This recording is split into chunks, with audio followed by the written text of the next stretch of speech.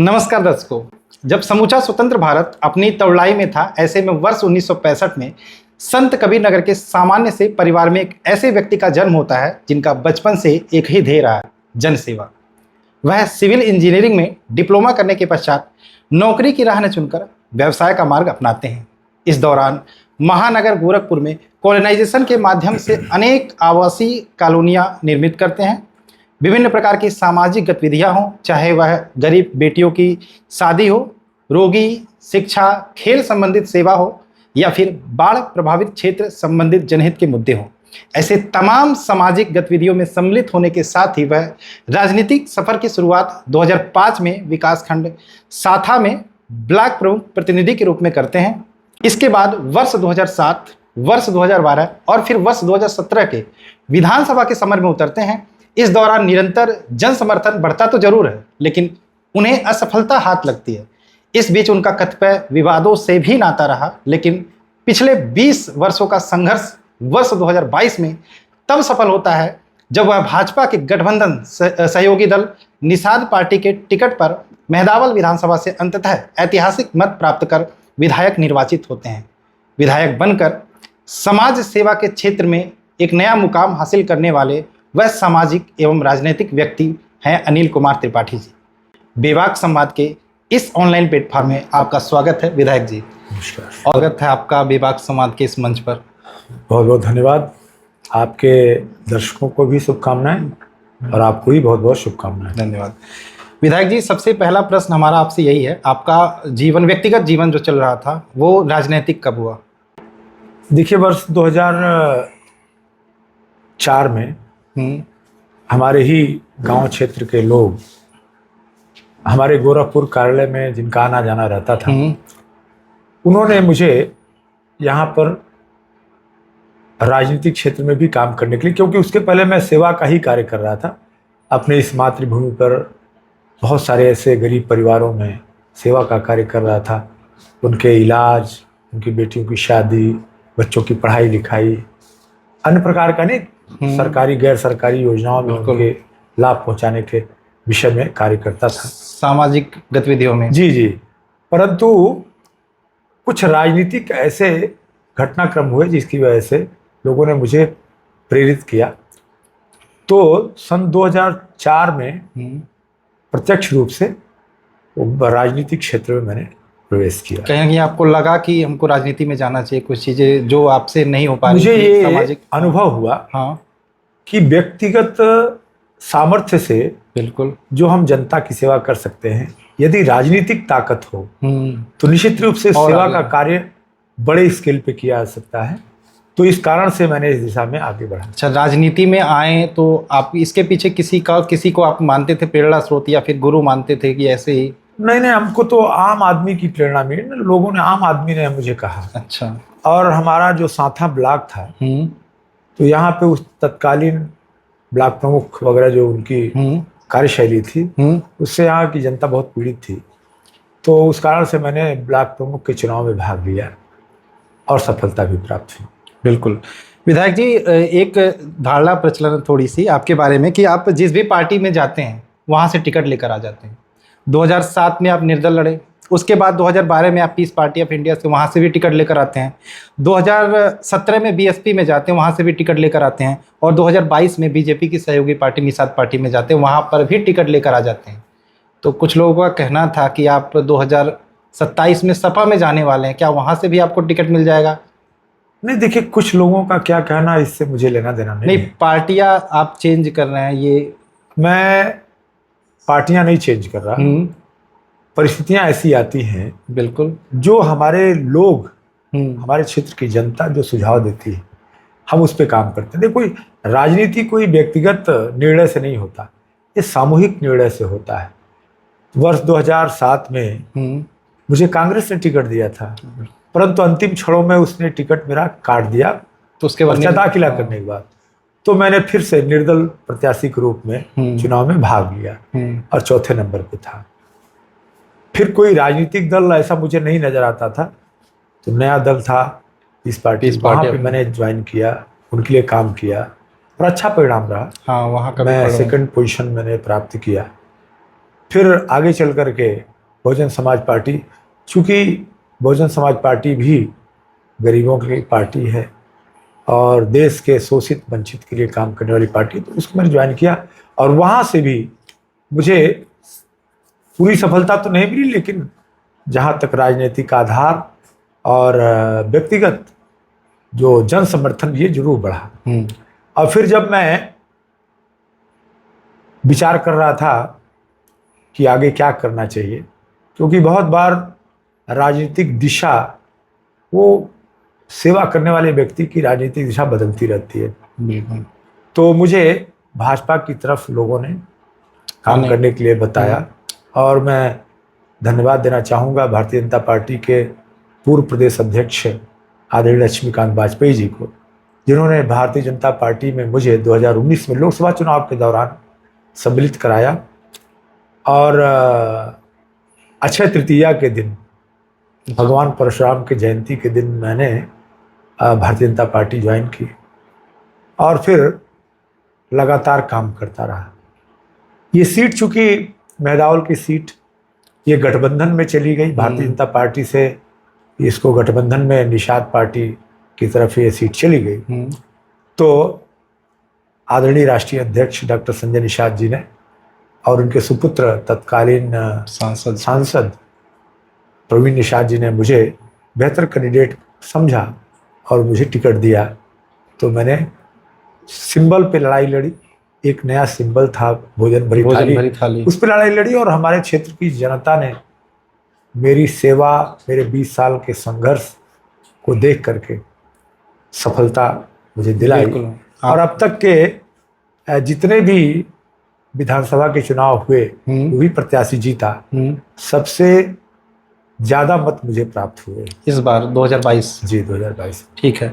अच्छा, ये पार्टियां, जैसे कोई भी राजनेता होता तो उसकी एक विचारधारा होती है कि वो उस विचारधारा के साथ चलता, लेकिन आप पार्टियां बदलते गए, तो आपकी विचारधारा इसमें क्या है या क्या कहती है? देखिए, मैं तो सिर्फ एक विचारधारा मेरी है, वो है जन सेवा, गरीब कल्याण और सबका विकास, सबकी उन्नति, सबकी समृद्धि। बिल्कुल। मेरी और कोई राजनीतिक कोई सोच नहीं है, सिर्फ लोगों का क्या कल्याण, कैसे कल्याण हो, कैसे लोगों की उन्नति हो, कैसे लोग शिक्षित हों, कैसे लोगों के पीड़ा को, उनके दुख को, उनके संकट को कैसे खत्म किया जाए, कम किया जाए। सिर्फ मेरा यही एक विचार है। मतलब कोई वैसी राजनीतिक विचारधारा नहीं है, बस सामाजिक। राजनीति करने वाले लोग तो वो पक्ष विपक्ष होता है, बिल्कुल, और मित्र और शत्रु होता है। मेरा कोई शत्रु नहीं है। लोग कहते हैं कि राजनीति में, ऐसे भी अक्सर कहते हैं, बिल्कुल, कोई परमानेंट मित्र नहीं होता, कोई परमानेंट शत्रु नहीं होता। लेकिन मेरा मानना है कि अपनी सबसे दोस्ती, ना काहू से बैर। मैं तो किसी से कोई बैर नहीं है, सबसे मित्रता है, अच्छी बात, सबके प्रति सम्मान भाव है। चाहे वो मुझे अपना शत्रु ही क्यों ना माने, मैं उसे भी, मेरा मानना है कि मित्र के साथ मित्रता का व्यवहार तो सभी करते हैं, परंतु शत्रु के साथ भी मित्रता का व्यवहार करो, तब तो कोई विशेष बात है। अच्छी बात है जी। अच्छा, 2027 में भी यूपी में विधानसभा चुनाव होने हैं, तो उसको लेकर आपकी क्या रणनीति है? मान लीजिए अगर जो आपका बीजेपी या फिर निषाद पार्टी से टिकट नहीं मिलता है, तो क्या आप क्या सोचते हैं चुनाव? देखिए, एक तो ऐसा संभव नहीं है। बिल्कुल। क्योंकि मैं जो कार्य कर रहा हूँ, आज आम आदमी ये देख रहा है कि उसका विधायक, मेहतावल विधानसभा का नागरिक ये देख रहा है कि उसका विधायक 24 घंटे उसके लिए उपलब्ध है। बिल्कुल। उसके हर अवसर पर उसके साथ खड़ा है, उसके साथ होने वाले अन्याय को रोकने का काम कर रहा है, उसको न्याय दिलाने का काम कर रहा है, सरकार की योजनाओं को उस तक पहुंचाने का काम कर रहा है। बिना कोई देरी किए हर व्यक्ति को उसका हक, उसका सहयोग करने का काम कर रहा है। तो निश्चित रूप से जब जनता आपके साथ खड़ी हो, तो पार्टी तो अपने आप ही आपके साथ खड़ी है। पार्टी तब आपको टिकट नहीं देती है जब आप जनता के लिए काम नहीं करते हो, व्यक्तिगत हितों में लगे रहते हो, तब पार्टी आपको टिकट नहीं देगी।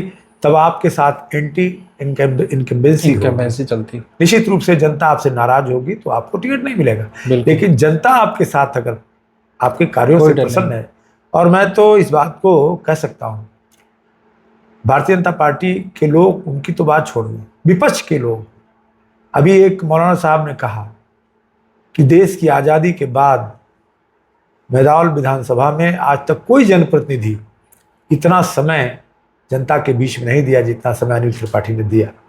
तो मेरे लिए एक बहुत संतोष का विषय है जो मैंने किया, तो विपक्ष के लोग भी इसको स्वीकार कर रहे हैं। अच्छी बात है। सबसे पहले आपके विधायक बने 3 साल पूरे हो गए हैं, उसके लिए बधाई हो। यूपी गवर्नमेंट भी अपने 8 साल के कार्यकाल पूरे होने के लिए लोगों तक अपने जो भी 8 साल के कार्यकाल की उपलब्धियां रही लोगों तक पहुंचाने का कार्य कर रही है।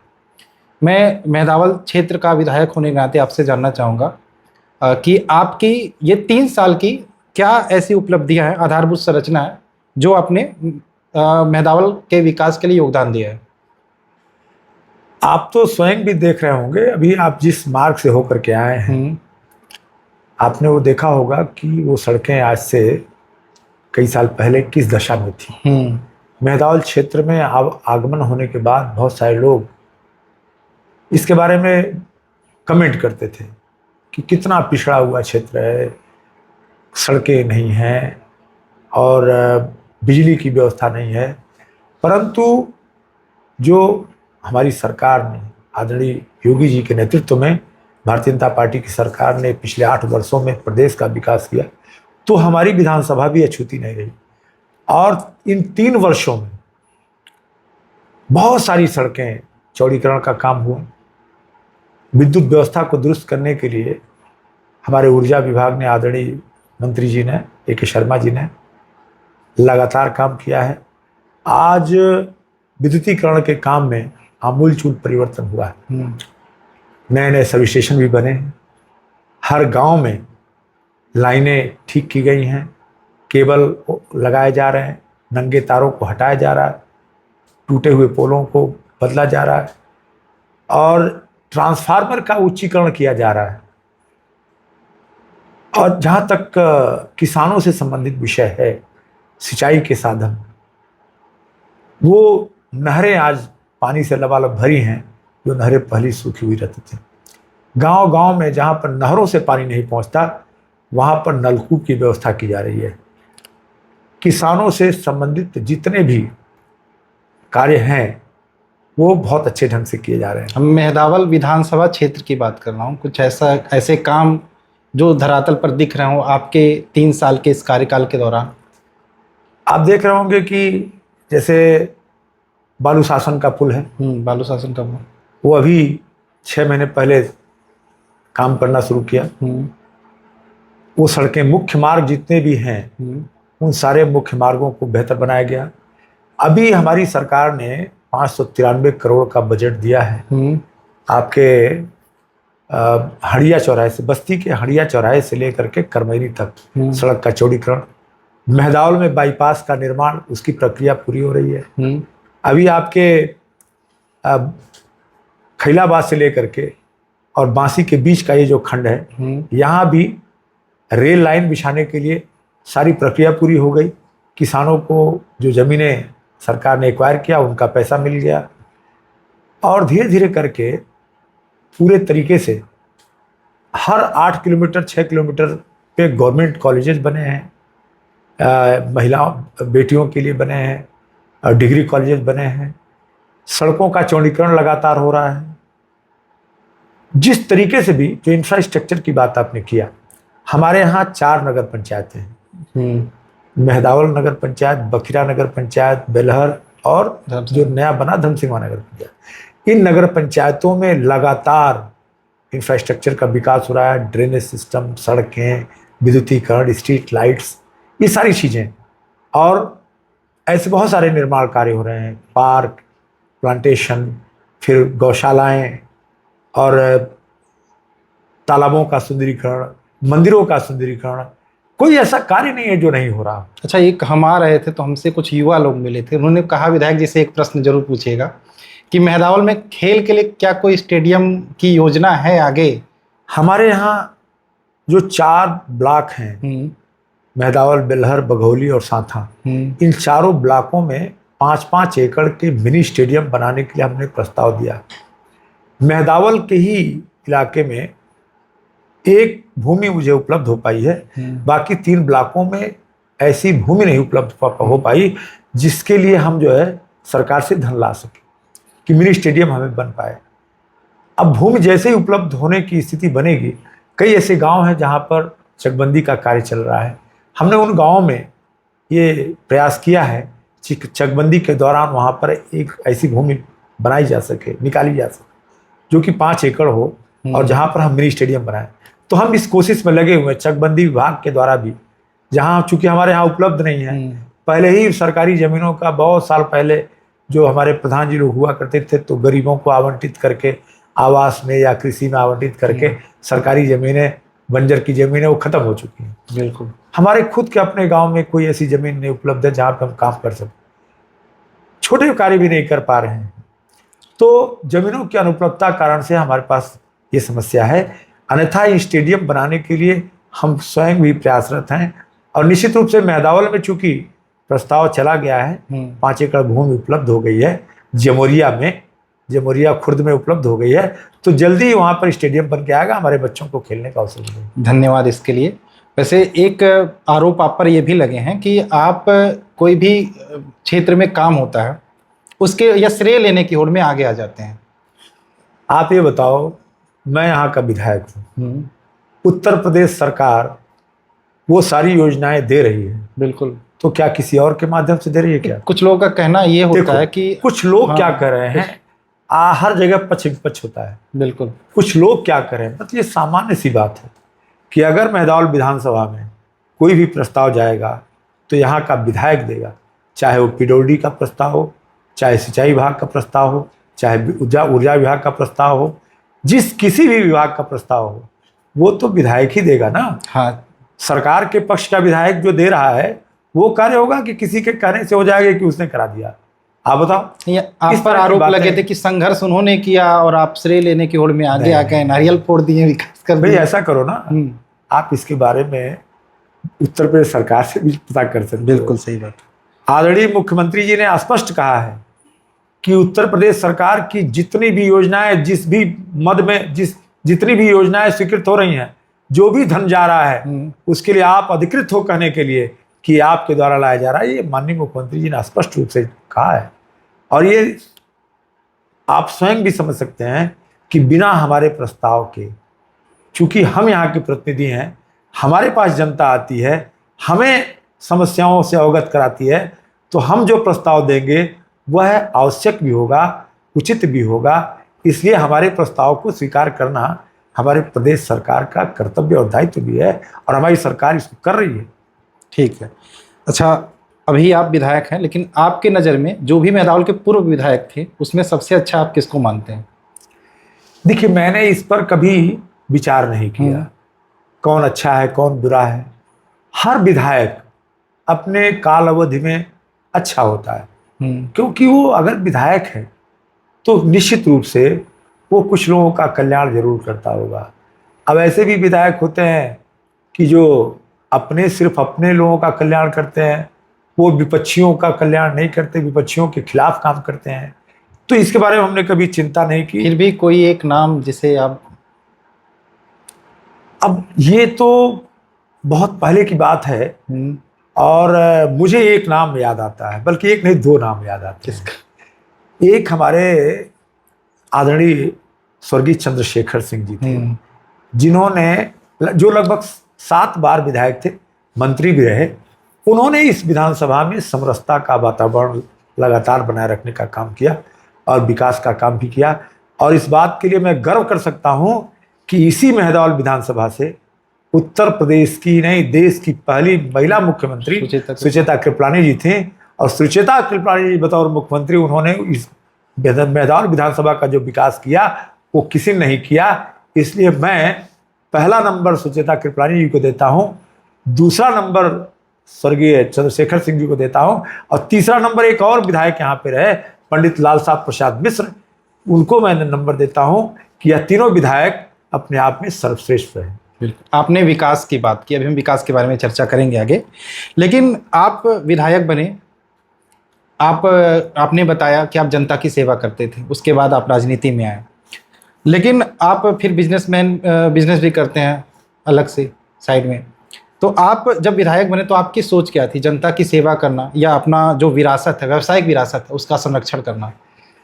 देखो, मैं आप बता दूं कि कोई व्यक्ति पूरी ईमानदारी से कोई एक काम कर सकता है, क्योंकि ये फुल टाइम वर्क है। ये राजनीति या जनसेवा का काम आधा अधूरा नहीं हो सकता। आपको 24 घंटे काम करना पड़ेगा। इसलिए व्यावसायिक गतिविधियों में भागीदारी का हमारा समय समाप्त हो गया। अब वो संस्था है, संगठन है, व्यावसायिक संगठन है, तो उसमें और लोग भी हैं, तो वो कार्य देख रहे हैं।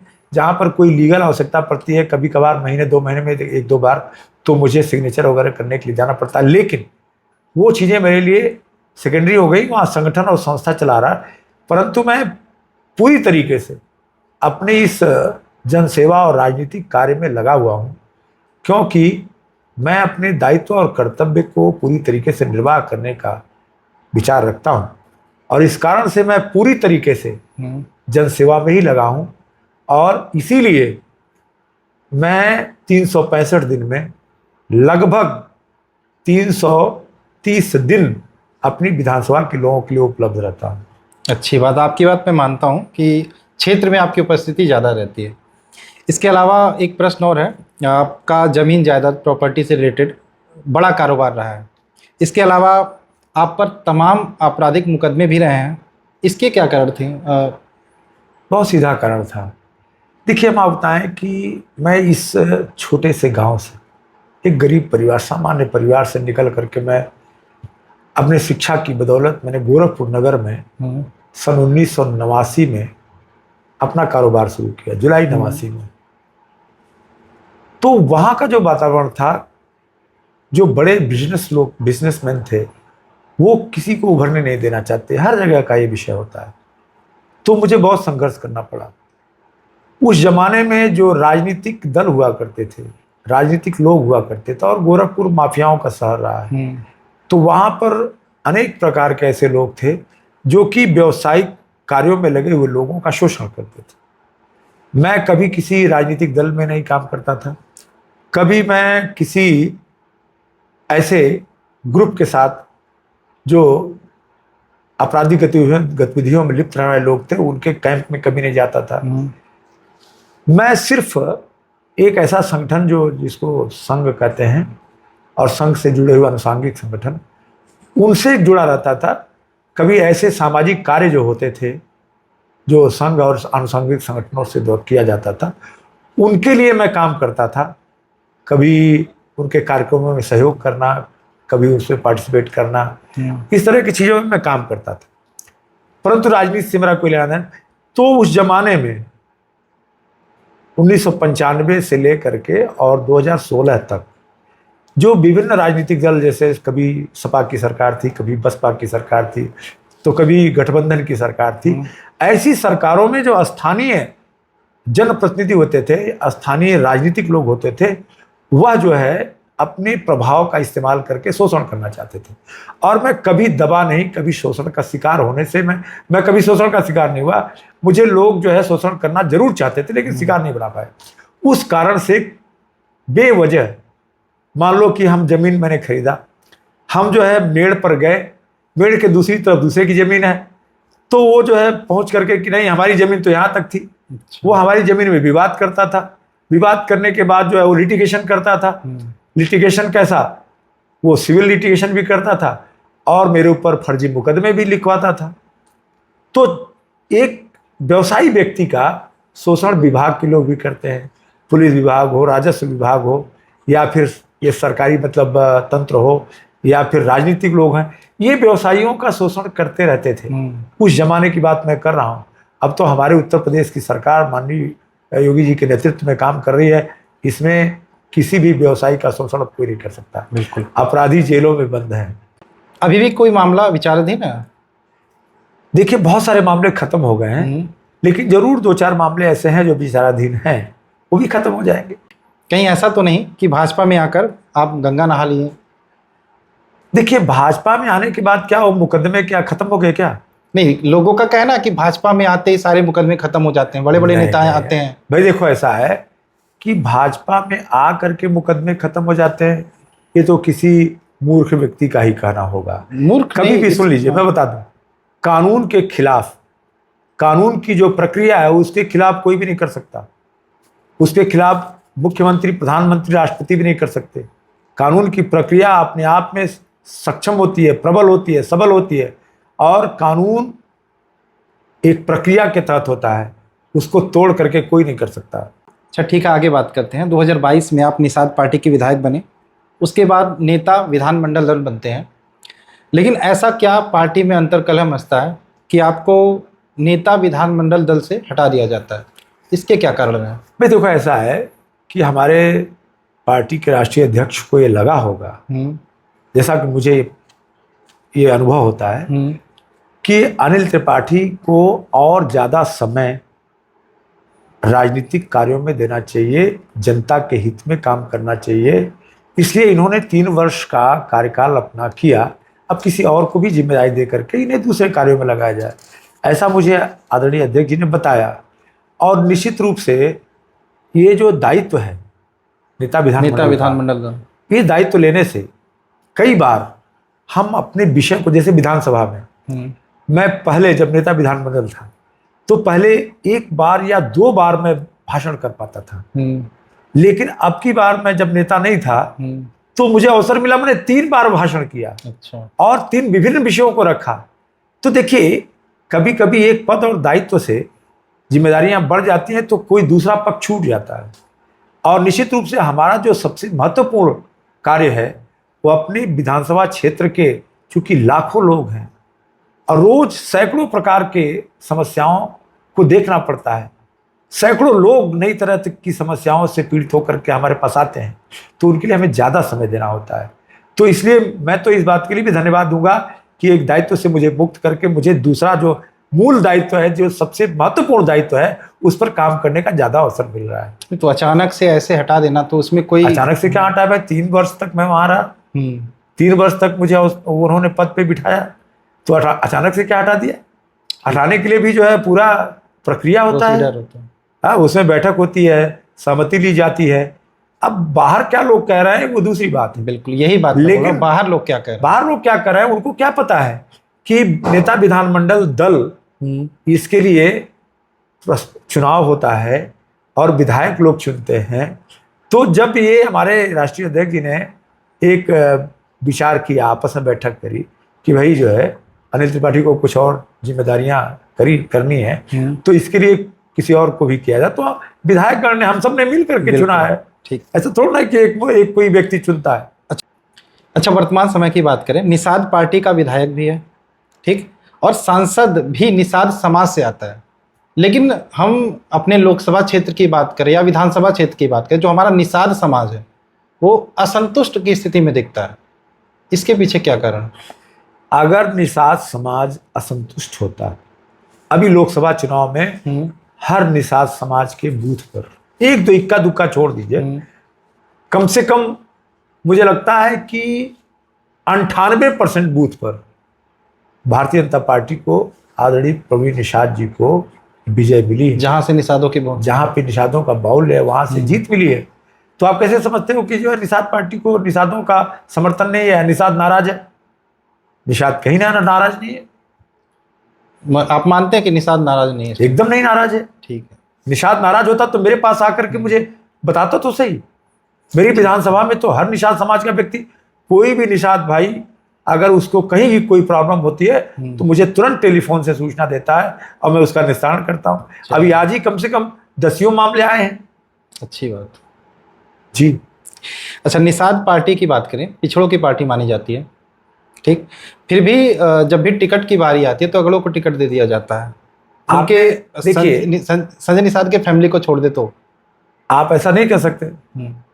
हमारे निषाद पार्टी ने डॉक्टर विनोद बिंदु को टिकट दिया मझवा से, फिर हमारे पीयूष रंजन निषाद को टिकट दिया, 2 निषाद और एक स्वयं के अपने बेटे, 3 निषादों को टिकट दिया। और उसके बाद जो है, देखो ये भी देखना होगा कि कौन व्यक्ति जीत सकता है। ये भी आपको जहां सीटें मिली हैं, आप अनिल त्रिपाठी को यहां नहीं देते, किसी और को देते, हो सकता है सफलता न प्राप्त होती। आप जो है जहां पर आपने खड्डा में दिया, आपने नौतनवा में दिया, तमकुई राज में दिया, आपने मझवा में दिया, आखिर इतने जगहों पे दिया और 15 जगहों पे दिया। 15 जगहों पे टिकट जो है पार्टी ने तय किया और 11 सीटों पे विजय हासिल हुई। तो आप ये बताओ कि ये सफलता, बड़ी सफलता है कि नहीं है? सफलता बड़ी है। तो आप ये देखो ना, कैंडिडेट भी तो होना चाहिए जो जिताऊ हो। सही बात। सिर्फ जाति लेकर के आप चलेंगे? आप जाति लेकर नहीं चल सकते। हमारे राष्ट्रीय अध्यक्ष जी वो राजनीतिक रूप से बहुत ही परिपक्व हैं और उन्होंने हर जगह पे सक्षम मजबूत लोगों को टिकट दिया और जिससे सफलता भारी मात्रा में हासिल हुई। अच्छा, तो ये टिकट की बात आई तो कुछ लोगों का आरोप आप पे ये भी लगता है कि आपने टिकट जो लिया वो पैसे देकर लिए। तो देखो, आपको बता दें कि विपक्षी वो आरोप लगाना उसका काम है ना। आपका विपक्षी आप पर आरोप नहीं लगाए तो वह करेगा क्या? आपकी तारीफ करेगा क्या? तो निश्चित रूप से आप उनसे पूछो, क्या लेन देन करते देखा था? ये झूठी बातें, और राजनीतिक लोग तो इस तरह की झूठी बातें करते ही रहते हैं। उनका काम ही है झूठ और फरेब को फैलाना।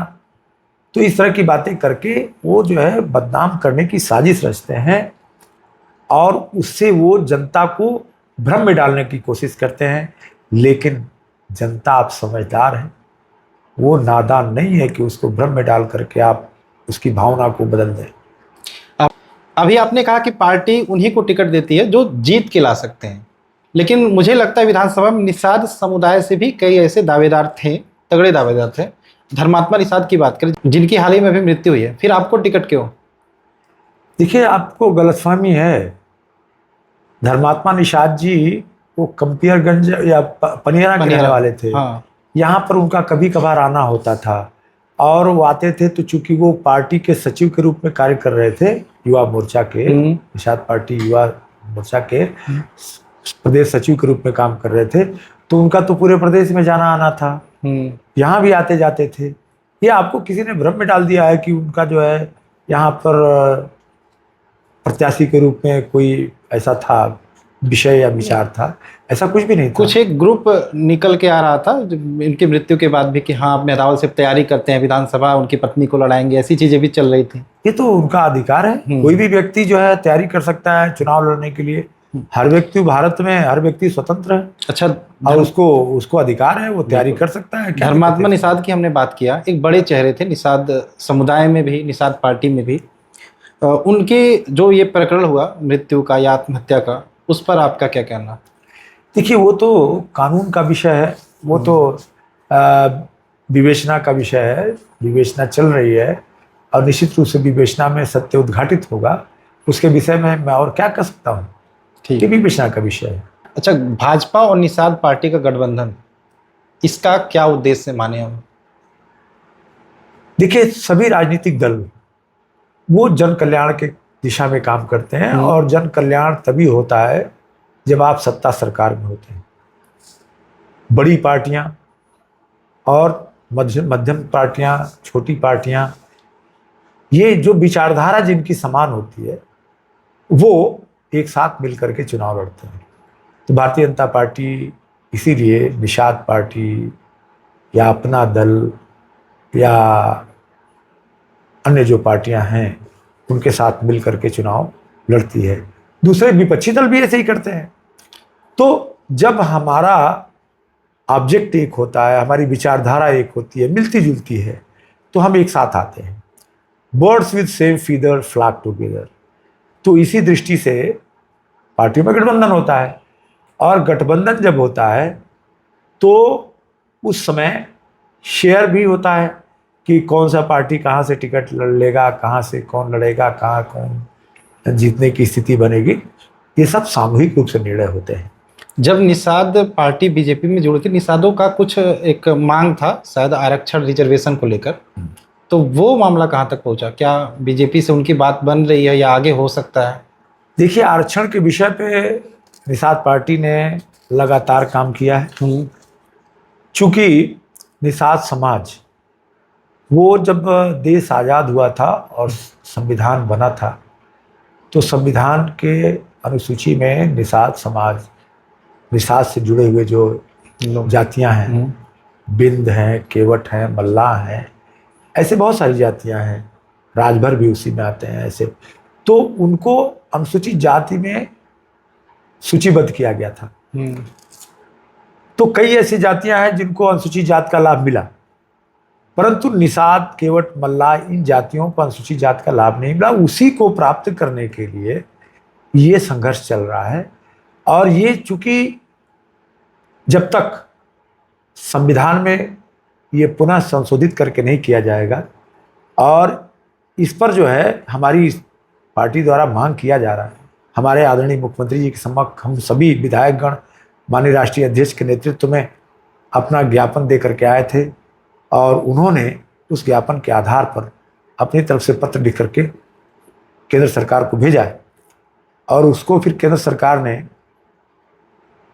IRGS को दिया हुआ है, और उस पर जो है विचार विमर्श चल रहा है, रिपोर्टिंग चल रही है, और मुझे विश्वास है कि बहुत जल्दी इस पर निर्णय होगा।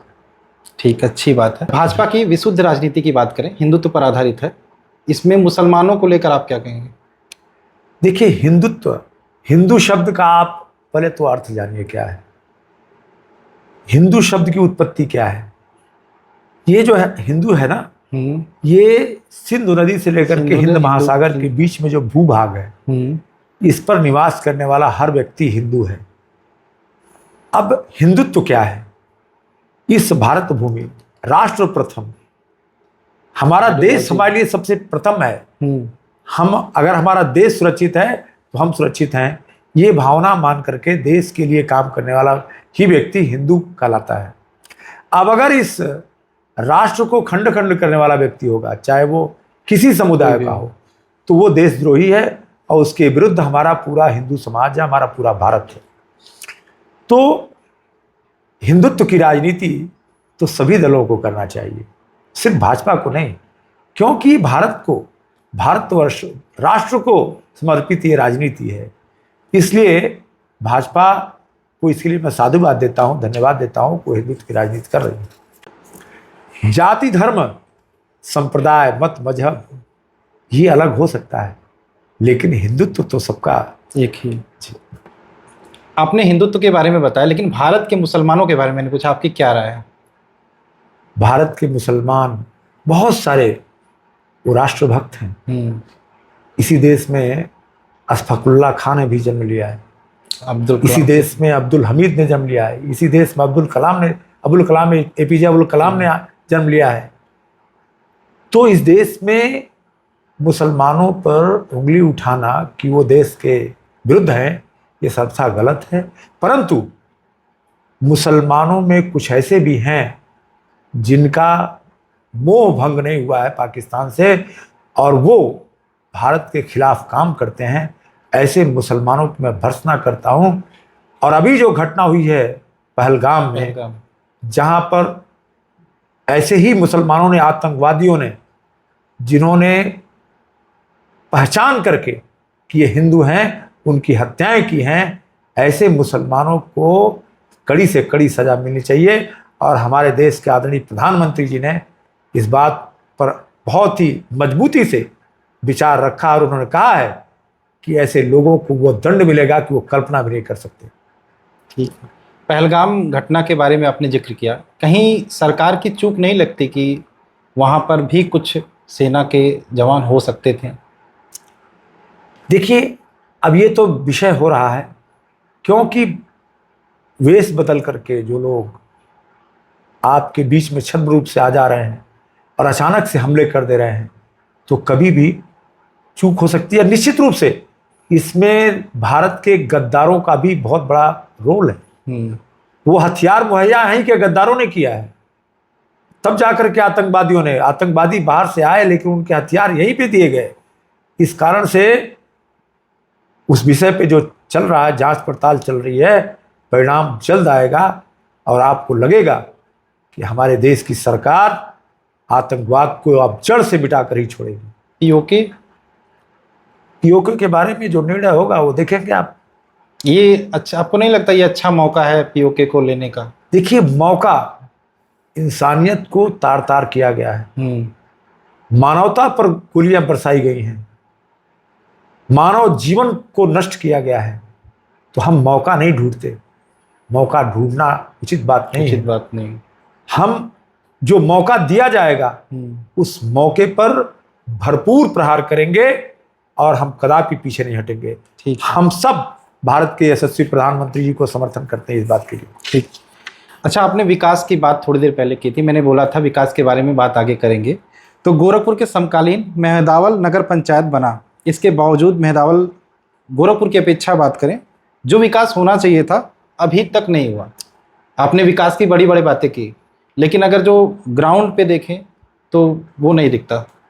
सन 1947 से लेकर के और ये 2022 में मैं चुनाव गया हूँ और मेरा चुने हुए 3 साल हुआ है। 3 साल। 22 से पहले का अगर आप भी यहाँ आते रहे होंगे, देखा होगा क्या दशा थी, लेकिन 22 के बाद जो परिवर्तन है वो भी दिखाई दे रहे होंगे। आम जनता से आप पूछेंगे तो पता चलेगा कि एक आमूलचूल परिवर्तन हुआ है। 3 वर्षों में जो मैंने काम किया है शायद इसके पहले के 30 वर्षों में नहीं हुआ होगा। इस बात की मैं बहुत दावे के साथ कह सकता हूँ।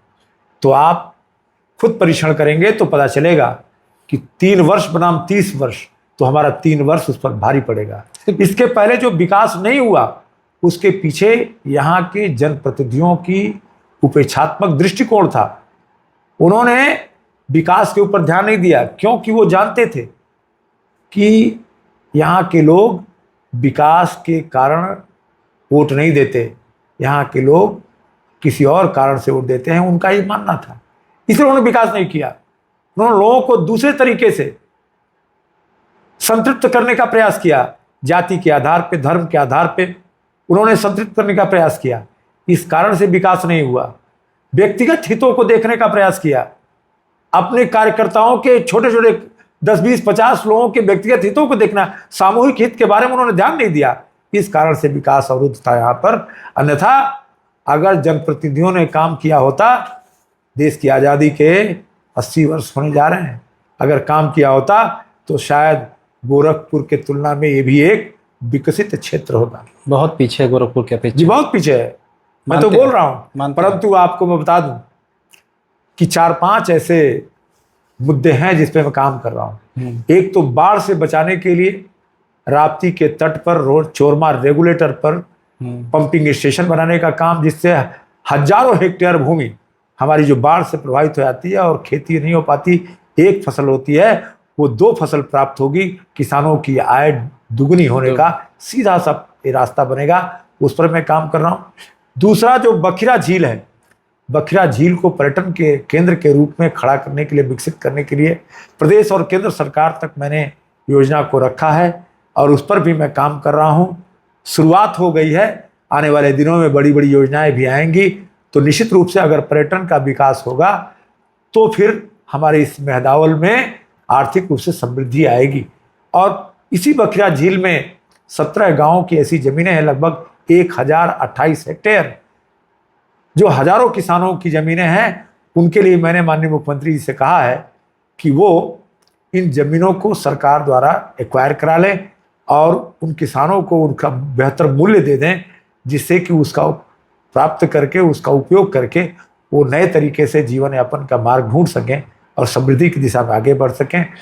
और चौथा कार्य जो बखिरा बर्तन उद्योग है, उस बर्तन उद्योग को जो कि एकदम मृतप्राय अवस्था में है, उसको पुनर्जीवित करने के लिए वहाँ पर ट्रेनिंग सेंटर की स्थापना करने का भी मैंने प्रस्ताव शासन में दिया है। आने वाले दिनों में ट्रेनिंग सेंटर वहाँ पर स्थापित होगा तो फिर से वहाँ के लोग जो बर्तन बनाने के नए तकनीक सीखेंगे और जो बर्तन यहाँ बिकेगा। हमारी सरकार ने इसकी पहले ही व्यवस्था कर रखी है कि प्रदेश और देश के स्तर पर, अंतर्राष्ट्रीय स्तर पर मार्केट उपलब्ध हो रहा है। ओडीओपी की योजना चल रही है और उसके माध्यम से बर्तन उद्योग हमारे इस विधानसभा में विकसित होने जा रहा है। और जो एक और योजना है जिसको हमारे अभी यहाँ से जिलाधिकारी जिनका अभी ट्रांसफर हुआ है, वो मिस्टर तंवर, उन्होंने हम सब से डिस्कशन करके, वार्ता करके एक नई योजना पे काम शुरू किया था। उसका नाम है कबीरा बखीरा स्पेशल डेवलपमेंट अथॉरिटी। ये पूरा इलाका जो मगहर से चल करके और बखीरा तक आता है, एक पूरे जोन को केवी साडा के नाम से एक स्पेशल डेवलपमेंट जोन के रूप में विकसित करने की योजना उत्तर प्रदेश सरकार के सामने प्रेषित किया है। अगर ये केवी साडा की योजना स्वीकृत हो गई तो फिर जैसे गोरखपुर विकास प्राधिकरण है, गीडा है, उस प्रकार से केवी साडा होगा और एक विकास का एक नया दरवाजा खुल जाएगा। तो निश्चित रूप से यहाँ भी आवासीय विकास, इंडस्ट्रियल डेवलपमेंट, ये सारी चीज़ें होने लगेंगी। और तब चूंकि ये जो हमारा ये संत कबीर नगर है, गोरखपुर का एक सैटेलाइट शहर बन सकता है और सैटेलाइट शहर बनने के बाद हमारे इस क्षेत्र का विकास बहुत तेज़ी से होगा। तो इस दिशा में भी हम काम कर रहे हैं। और बाकी तो आप बाढ़ की विभीषिका से बचाने के लिए जो आमी नदी है, बहुत बड़ा इलाका, उसका बांध नहीं बना हुआ है, उसके लिए भी मैंने सरकार को प्रस्ताव दे रखा है कि आमी नदी के करीबन 38 किलोमीटर लंबाई में बांध बना दिया जाए, जिससे कि हजारों हेक्टेयर भूमि वो बाढ़ से मुक्त हो जाएगा और बहुत सारा नुकसान जो होता है उससे बच जाएगा और हमारे उस पर्टिकुलर इस इलाके में किसानों को, वहाँ के लोगों को बहुत बड़ी राहत मिलेगी।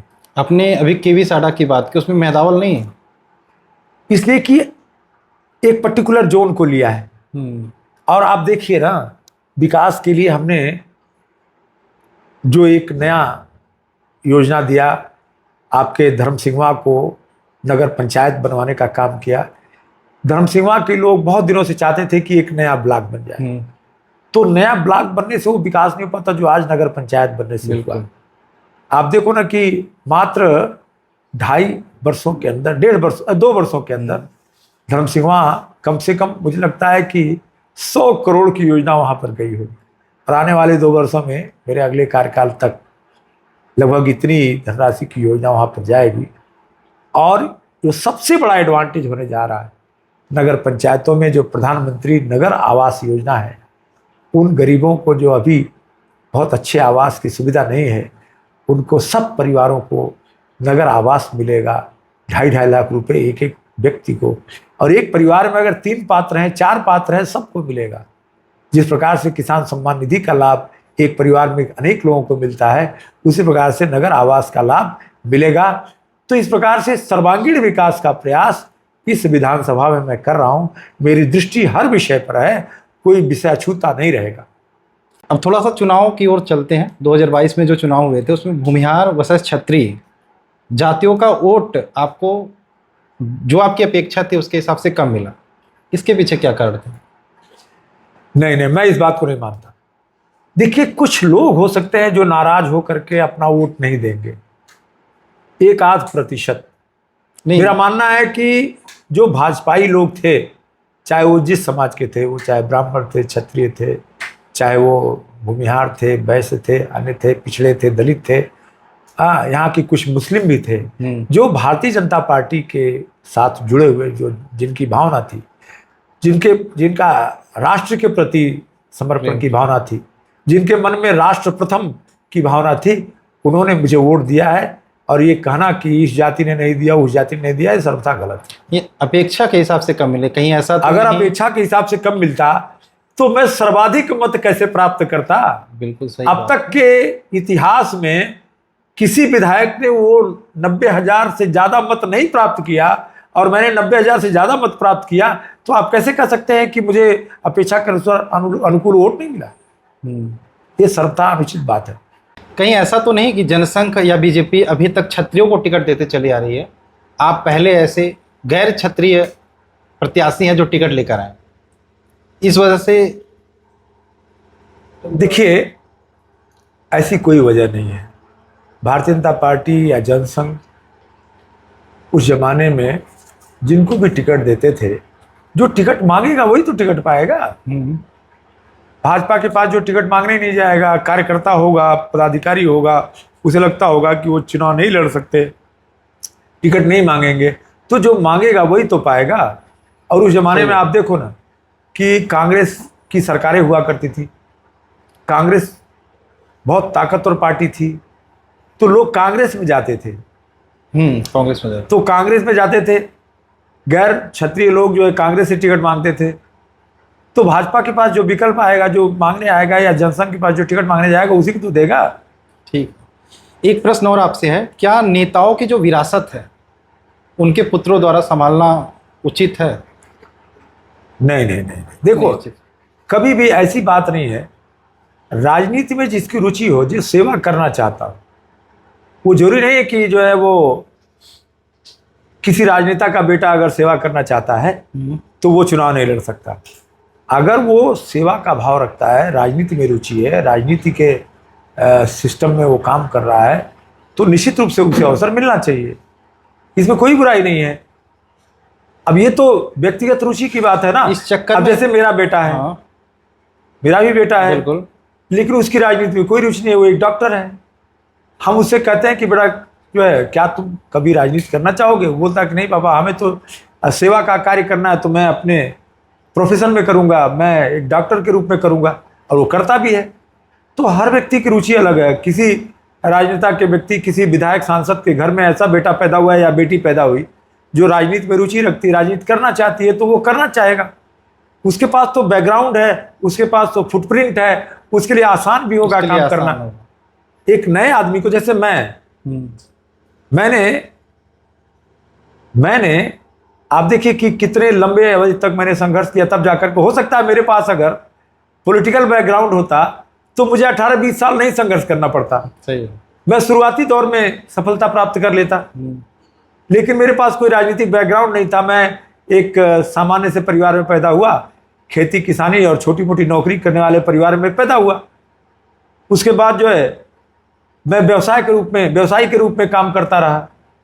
लेकिन जब मैंने सेवा के क्षेत्र में प्रवेश किया, सेवा के बाद फिर मैंने महसूस किया कि राजनीति के द्वारा मैं बड़े सेवा का कार्य कर सकता हूं। तब इस रास्ते पर चला, चुनाव के रास्ते पर चला, तो 20 साल मुझे लग गया। संघर्ष लंबा रहा। और शायद मेरे पास बैकग्राउंड होता तो कम समय लगता। ठीक है। अच्छा, आपने थोड़ी देर पहले बताया जो राजनेता होते हैं जनसेवक होते हैं। जनसेवक ठीक है, लेकिन जनसेवक इतना लंबा काफिला लेके क्यों चलते हैं? जब जनसेवक है तो काफिला किस लिए? देखिए, बहुत सारे ऐसे राजनीतिक लोग होते हैं जिनके जीवन पे खतरा भी होता है, तो अपनी सुरक्षा के लिए वो इस तरह का इंतजाम करते हैं। अब हमारे जैसे लोग हैं, सामान्य तरीके से हमारे ऊपर कोई ऐसा खतरा नहीं, तो निश्चित रूप से हो सकता है खतरा हो, मुझे नहीं पता है। कई बार व्यवसायिक जीवन में तो मुझे खतरे हुए, बिल्कुल, बहुत सारे थ्रेट्स हुए, धमकियां हुई, परंतु अभी तक राजनीतिक जीवन में मुझे खतरे का आभास नहीं हुआ। इसलिए मैं सामान्य तरीके से चलता हूँ। जिस दिन खतरे का आभास हो जाएगा तो उस दिन मैं भी जो है सुरक्षा व्यवस्था बढ़ाने की बात करूंगा। कुछ लोग दिखावे के लिए भी चलते हैं, लंबे, ये भी मैंने देखा है। अब ये कहना कि दिखावे के लिए चलते हैं, ये तो एक परसेप्शन है।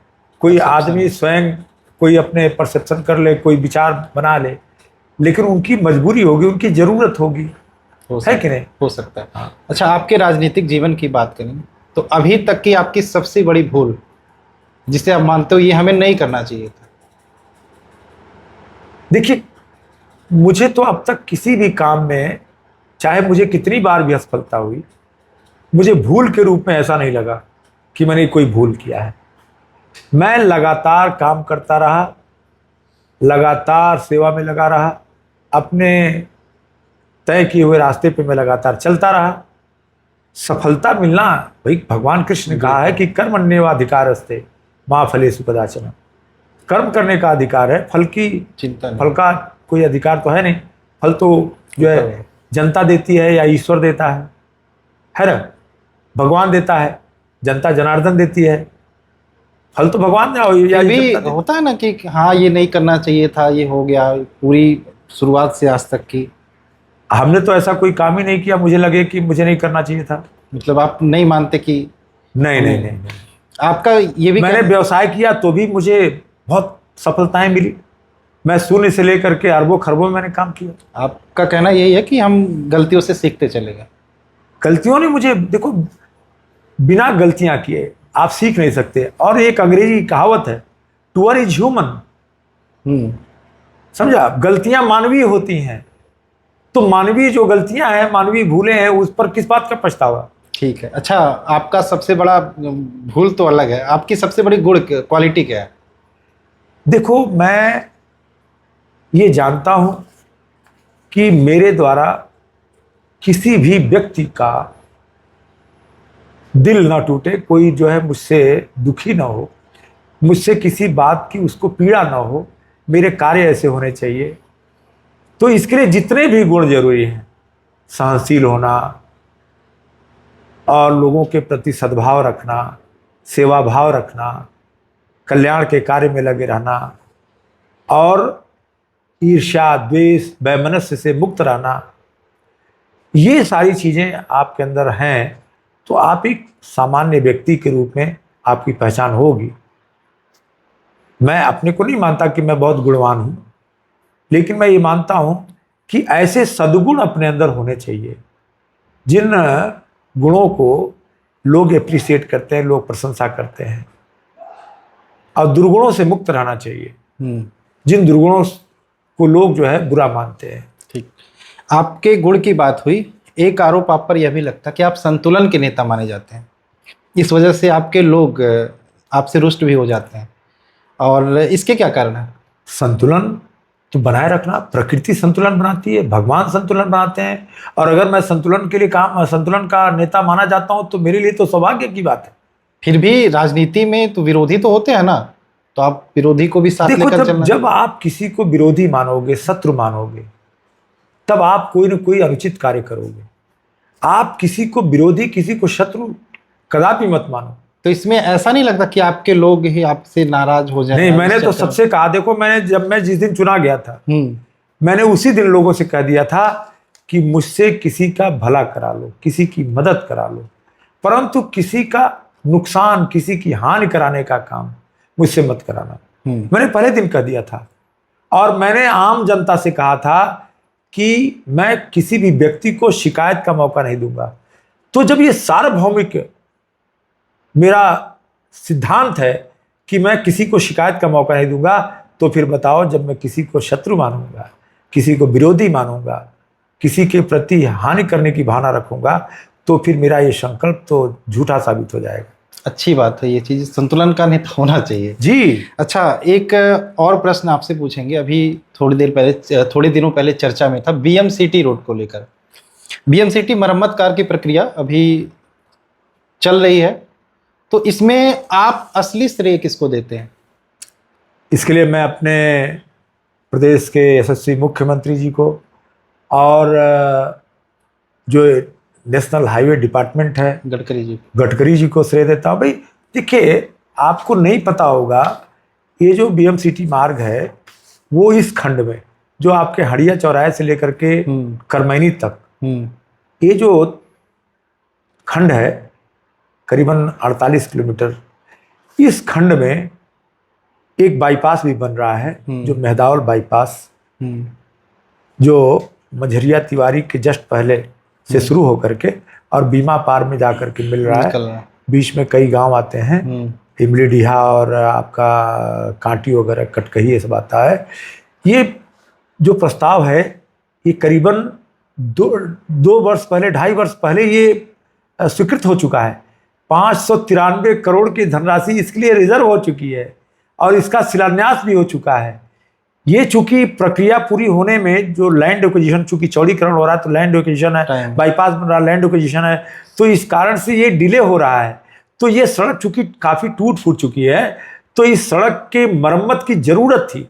तो उसके लिए एक अलग से धनराशि 3 करोड़ रुपए का आवंटन हुआ है केंद्र सरकार द्वारा, और उसके आवंटन के बाद उसके एक फर्म जो है वो कमल सिंह जो है बस्ती के है कॉन्ट्रैक्टर, उनको वो टेंडर मिला हुआ है और वो कार्य आरंभ कर दिए थे। जाड़े के दौरान उन्होंने कार्य शुरू किया था, परंतु जाड़ा इतना ज्यादा पड़ा कि उस दौरान वो जो है अच्छा नहीं हो सकता था, मेंटेनेंस कार्य रुक गया, इस कारण से रुक गया। क्योंकि ठंड बहुत पड़ रही थी, और जो ये काम होता है, जो तारकोल से चीजें सड़कें बनती हैं, वो ठंड में और बरसात में नहीं बनती हैं, तो वो कार्य रुक गया ठंड की वजह से। जब ठंड खत्म हो गई, गर्मी आया है, तो फिर से शुरू हुआ। वो काम जो है मेहदावल तक आ गया था, आपके बस्ती से लेके मेहदावल वहां पेट्रोल पंप तक आ गया था। परंतु फिर से होली की छुट्टी आ गई। होली की छुट्टी की वजह से सारे उसके ठेकेदार के मजदूर बाहर चले गए, बिहार के मजदूर थे वो बाहर चले गए, तो फिर वो मजदूरों के आने में डिले हो गया। फिर बीच में मौसम खराब हुआ था, बारिश हो गई थी, फिर कुछ दिन टल गया था, अब फिर से काम चालू हो गया है। देखो, इसको अगर कोई अन्य व्यक्ति श्रेय ले रहा है तो वह झूठा श्रेय ले रहा है। वो जो है उसको इस तरह से नहीं लेना चाहिए। वो जो है पूरी प्रक्रिया, देखो मैंने पूरी प्रक्रिया बना दी, अब आप खुद ही तय करो कि किसको श्रेय मिलना चाहिए। हाँ, मैंने इतना जरूर किया है कि लगातार मैंने केंद्र सरकार के माननीय जो है गडकरी जी को और जो है विभागीय अधिकारियों को लगातार आग्रह किया है, पत्र लिखे हैं, और उसके लिए जो है अन्य जो भी कार्रवाइयां करनी थी उसके लिए मैंने लगातार प्रयास किया है। अब इसके लिए मुझे कह सकते हो कि मैंने कुछ प्रयास किया है। ठीक है, अच्छी बात है। अच्छा, लास्ट में एक और प्रश्न हम आपसे पूछेंगे। मेहदावल विकास खंड की बात करें, यहाँ पर आपके क्या प्लान है फ्यूचर के विकास को लेकर? कुछ आप देखिए, मेरा जो सीधा सीधा प्लान है कि हमारे विधानसभा क्षेत्र की हर सड़क, चाहे वो ओडीआर हो, चाहे वो एनएच की हो, चाहे वो ग्रामीण सड़क हो, चाहे एक गांव से दूसरे गांव को जोड़ने की हो, चाहे एक पूर्वे की जोड़ने की सड़क हो, हर सड़क पक्की सड़क और अच्छी तरीके से निर्मित की जाए, जिससे कि लॉन्ग लाइफ चले, कम से कम 20 साल चले, और आवागमन का कोई मार्ग वो बचना नहीं चाहिए, हर मार्ग को निर्मित कर देना चाहिए। मेरा एक तो लक्ष्य है।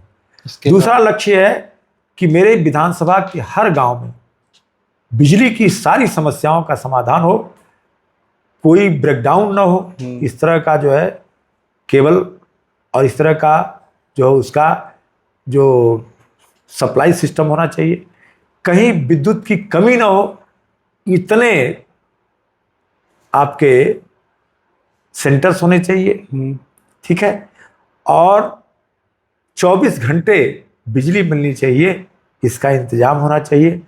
खेतों में किसानों को अच्छी फसल मिले, इसके लिए सिंचाई की पर्याप्त व्यवस्था होनी चाहिए। उन्हें खेतों में सिंचाई की पर्याप्त व्यवस्था होनी चाहिए, और नौजवानों को शिक्षा प्राप्त हो, इसके लिए सारे स्कूलों में टीचर्स होने चाहिए, अच्छे स्कूल होने चाहिए, और नौजवानों को उनके शारीरिक सौष्ठव, उनकी प्रतिभा के विकास के लिए, खेल कूद की प्रतिभा को विकास के लिए हर विकास खंड स्तर पर एक स्टेडियम, मिनी स्टेडियम होना चाहिए। उसमें सारी सुविधाएं होनी चाहिए, कोचेज होने चाहिए, खेल सामग्री होनी चाहिए, और इसके अलावा रोजमर्रा की जो जरूरतें हैं, लोगों को रोजगार चाहिए, तो उसके लिए व्यावसायिक और इंडस्ट्रियल डेवलपमेंट होना चाहिए।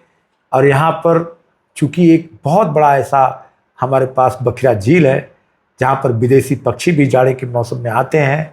यह हम इतनी बड़ी झील शायद हमारे उत्तर प्रदेश के किसी और स्थान पर नहीं होगा, तो और ये वेटलैंड भी घोषित है, तो इस झील को विकसित करके पर्यटन केंद्र बना करके रोजगार के अवसर बनाने का काम यहाँ पर किया जाए, जिससे कि सर्वांगीण विकास हो और एक ये जो है आदर्श विधानसभा के रूप में विकसित हो सके। ये मेरी दृष्टि है। बिल्कुल, अच्छा लगा आपसे बात करके, और आशा है आप 2 सालों में इन चीज़ों पर अमल जरूर करेंगे। निश्चित रूप से। अब लास्ट में हम आपसे रैपिड फायर के कुछ क्वेश्चंस रखेंगे। हम 2 ऑप्शन देंगे, आपको बताना उनमें से कौन बेहतर है। सबसे पहला प्रश्न है, गोडसे वर्सेस गांधी, आप किसे मानते हैं? देखिए, ये बहुत कंफ्यूजन वाला प्रश्न है। इसको आप सिर्फ जो है एक नाम लेकर के नहीं चल सकते। अलग अलग आइडियोलॉजी है, अलग अलग विचारधारा है, और दोनों अपने अपने स्थान पे बहुत बेस्ट हैं, बहुत अच्छे हैं, और दोनों की विचारधारा अपने अपने जगह पे बहुत अच्छी है।